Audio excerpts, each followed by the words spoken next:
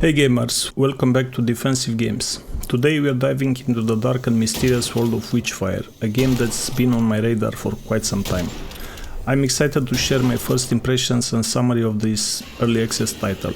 By the end of this you should know if this game is for you or not. Witchfire is a first-person roguelite dark fantasy RPG skill-based shooter in which you play as a wicked sinner turned witch hunter on his final mission to reach salvation. The game won't have cutscenes as far as I know, but devs look into cool ways to deliver the lore of the world, and the game will feature elements commonly found in roguelike games. Development began in 2015 and the game was designed as a post-apocalyptic sci-fi survival simulator. Witchfire was revealed in 2017 and came to early access on Epic Games Store in 2023. The team working on this game consists in 9 people and 3 outsource. First off, let's talk about the visuals. Witchfire is a visual masterpiece with its hauntingly beautiful environments and intricate details. As an environment artist, I can appreciate the effort put into creating such an immersive world.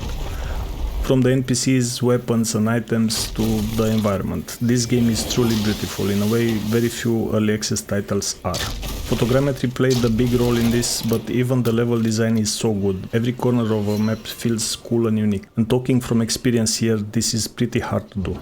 Making unique areas and making the art director happy at the same time. Sadly, I can't show you the third map present into the game, but my plan is to make some videos showcasing the maps anyway. This game is an interesting mix between a roguelite, souls-like and extraction shooter. The gameplay is intense and challenging with a mix of shooting and spellcasting. It's a refreshing take on the shooter genre and I found myself constantly on my toes. Seriously, in this game if you don't move in and out of cover and dash often, you're done. Every enemy attack is telegraphed, so you know when you need to split, even if it's from behind. The gameplay loop consists in you, the player, unlocking stuff in your base, the Hermitorium. In the Apothecary you can make healing potions. Devs want to expand on this, by the way. At the Broken Mirror you can research new gear and spells, once you reach level 7.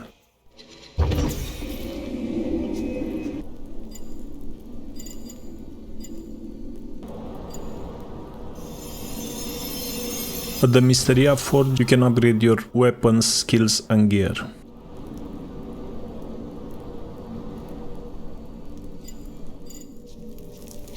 Gun Room is a storage room for weapons, spells and other combat gear of a prayer.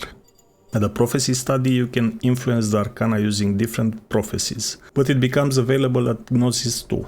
I'm yet to do that though, so yeah, I'll touch upon this in a bit. The Ascension Shrine is the place where you upgrade the stats with your Witchfire collected in expeditions. The Witchfire cost goes up with your level. At the Gnosis table you can upgrade the Gnosis level, therefore increase the difficulty of the game. Higher Gnosis will also unlock new maps, vaults, treasure chests and all kinds of events, even special monsters. There are 3 maps into the game so far, not including the one we just talked about. Island of the Damned is the first one you'll explore, Scarlet Coast being the second, and finally, so far during early access, Iron Gate Castle. Devs say 1.0 version of the game will have up to 6 maps. The next one is set to come early next year. The game currently has 3 bosses, 39 enemy types, 16 weapons, 19 magical items and 15 spells.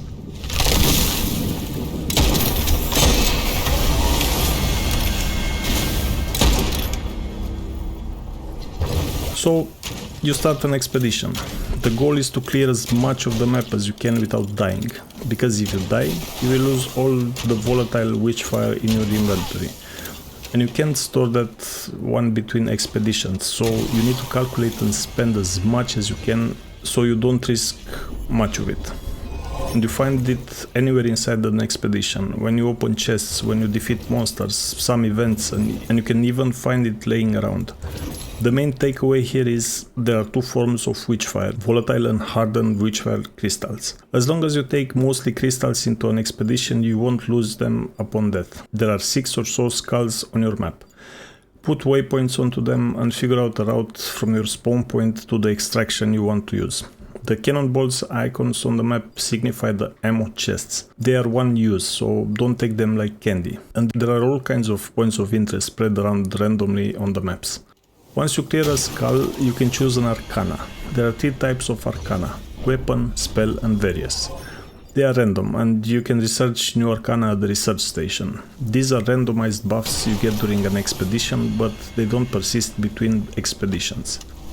This is pretty much it with the gameplay. I have only 20 or so hours under my belt and I'm still learning the game, and I'm yet to upgrade my Gnosis to level 2 because I want to upgrade my gear before I make everything harder for no reason.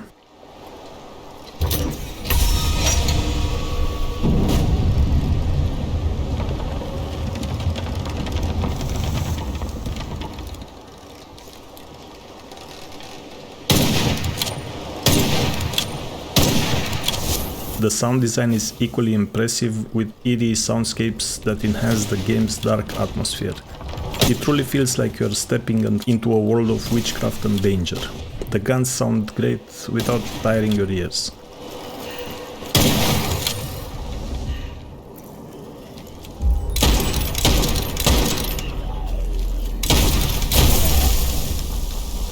Some standout features include the dynamic combat system with pretty perfect gunplay, the variety of spells and weapons, and the open world exploration that encourages players to uncover hidden secrets. As an early access title, there are a few rough edges, but the developers are actively working on updates and improvements. I'm kidding about the first part, by the way. I found no bugs with this title. I mean, there is the occasional collision bug where an NPC hits you through a rock or you jump on one only to fall down through it. But this is pretty much it. I love this game. From the concept to the execution, I didn't expect such a polished experience. Great job, the astronauts. I'd nominate this for Early Access Game of the Year, to be honest with you. Overall, Witchfire is shaping up to be a must-play for fans of dark fantasy and action-packed shooters. I'm eager to see where the developers take this game in the future updates. If you enjoyed this video, help me help you find cool games and bring you more in-depth reviews and first impressions like this one. Let me know in the comments what you think about Witchfire and if you'll be diving into its early access. Until next time, happy gaming and see ya!